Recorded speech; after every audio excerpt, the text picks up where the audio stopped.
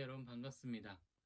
우리가 저번 시간에 하나님 나라에 대해서 배웠습니다. 하나님께서 창세기 1장, 2장을 가지고 하나님께서 이 세상을 창조하셨다. 이 부분을 하나님의 나라를 만드셨다. 라는 부분으로 우리가 이해했습니다. 그래서 하나님께서 그 가운데 여러 가지 땅을 만드셨고, 그 안에 여러 가지를 만드셨고, 사람을 만드셨고, 사람과 언약 관계를 통해서 하나님께서 우리를 이 땅 가운데 다스리는 존재로 만들어 주셨다. 그걸 하나님의 형상이다라고 얘기했습니다. 이 상태로 에덴 동산에서 잘 있었으면 좋겠는데 지금의 우리의 모습 가운데 하나가 나타나는 게 있죠. 바로 죄의 문제가 나타납니다. 그래서 오늘 창세기 3장에서는 죄로 인해서 하나님 나라가 파괴되는 이 모습과 하나님께서 그걸 그대로 두시지 않고 그 가운데 하나님의 은혜로 다시 해결되는 이 모습을 한번 달아보려고 합니다. 그래서 2장 하나님 나라와의 파괴와 다시 시작 이런 소제목을 같이 보려고 합니다. 자, 가장 먼저 타락입니다. 타락의 가장 먼저진 시작은 어딜까요? 타락의 가장 먼저 시작은 하나님의 명령을 왜곡하는 것이 나타납니다. 하나님께서 얘기합니다. 너희들이 그 선악 나무를 먹지 마라. 나의 명령에 따라라. 그것을 먹으면 반드시 죽으리라. 라고 이제 반드시라고 얘기했는데 이것을 하와가 이렇게 얘기합니다. 뭐라 그러냐면 죽을까 하노라. 라고 얘기합니다. 뉘앙스가 바뀝니다. 죽을 것이다와 죽을까 걱정되노라 라고 변명이 바뀌는 거죠. 이 살짝의 차이가 별거 아닌 것 같지만 하나님의 말씀을 왜곡함으로 인해서 이제 이 타락이 첫 번째 모습이 시작됩니다. 그리고 나서 이 왜곡 속에서 교만이 생기죠. 교만이란 무엇이냐면 하나님과 같이 되려는 마음, 이 마음이 생깁니다. 점점 하나님의 말씀을 왜곡시키다 보니까 점점 나도 그럼 하나님처럼 될 수 있지 않을까? 라는 생각까지 가는 거죠. 이 파괴가 하나님 나라에 엄청난 큰 파괴를 나타납니다. 그래서 어떻게 파괴가 나타나냐면 언약이 파괴가 되는 거죠. 하나님께서 우리에게 사명을 주셨습니다. 내가 이 하나님 나라를 만들고 생육하고 번성해서 땅에 충만해라 라고 얘기합니다. 경작을 통해서 너희들이 그 땅을 다스리고 그 땅에서 먹을 것을 먹으며 살아가라 라고 얘기하는데 이 사명이 실패를 합니다. 깨어지는 거죠. 그리고 이 관계가 깨어집니다. 에덴 동산에서 그래서 쫓겨납니다.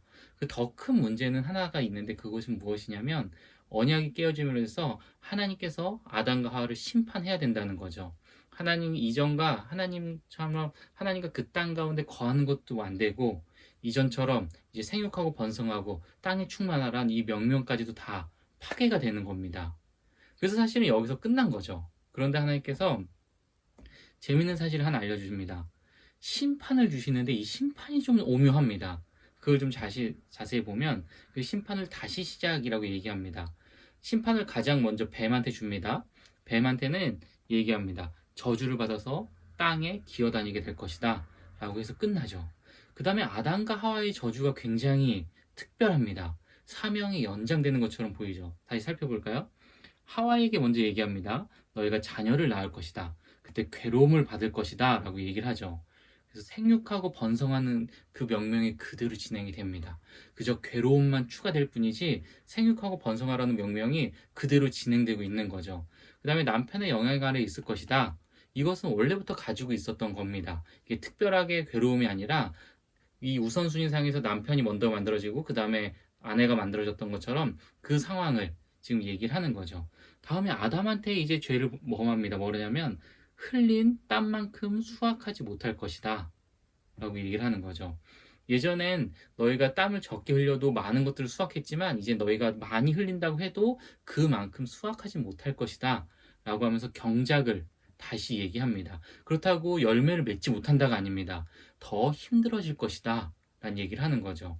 그래서 생육하고 번성하고 땅이 충만해서 그 땅을 경작을 통해서 다스리라라는 이 명령이 그대로 진행됩니다. 한 가지의 괴로움만 추가될 뿐인 거죠. 그래서 그것에 대해서 하나님이 이 사람들을 얼마나 사랑한지가 나오는 게 이 가죽옷입니다. 가죽옷은 첫 번째, 이 하나님께서 어디서 났을까요? 하나님께서 창조한 동물을 잡은 겁니다. 잡아서 거기서 옷을 벗겨서 아담과 하와를 위해서 가장 사랑했던 그 동물들을 잡아서 옷을 입혀준 거죠. 그 여기서 입히다라는 이 동사가 나오는데 하나님께서 대제사장이었던 첫 번째 대제사장이었던 아론에게 옷을 입혔다라고 말할 때 그때 사용하는 동사입니다. 그래서 하나님께서는 이 아담에게 아담과 가죽옷을 입힌과 동시에 대제사장으로서 또 새로운 길을 열어주시는 거죠.